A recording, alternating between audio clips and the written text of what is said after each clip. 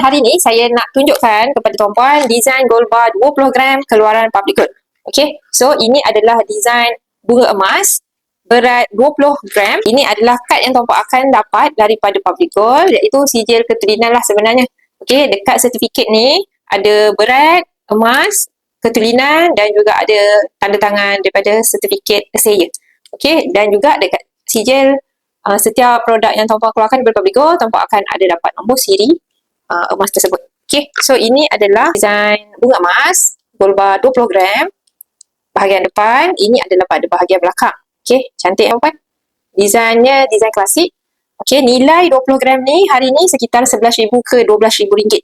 So, mungkin tuan-puan terfikir mahal emas ni. Okay, tapi sebenarnya dengan simpanan serendah RM100 setiap bulan ataupun setiap kali simpanan, tuan-puan boleh simpan sikit-sikit. Bila gram simpanan emas tuan-puan dah cukup 20 gram, tuan-puan boleh arahkan sistem daripada aplikasi public gold untuk tuan-puan keluarkan emas tersebut. Okay, so bila tuan-puan dah ada akaun public gold, tuan-puan boleh kumpul gram dan sekiranya gram dah mencukupi dengan target yang tuan-puan nak dapatkan 20 gram ni, tuan-puan boleh keluarkan. Okay, so mudah saja. Menabung serendah RM100 ikut bajet kita. Bila gram tu cukup, kita boleh keluarkan dengan sangat mudah.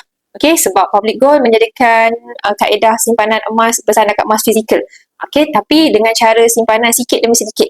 Okay, sekiranya tuan-puan ada bajet yang kecil, jangan risau. Tuan-puan masih boleh miliki emas bernilai RM11,000 tadi.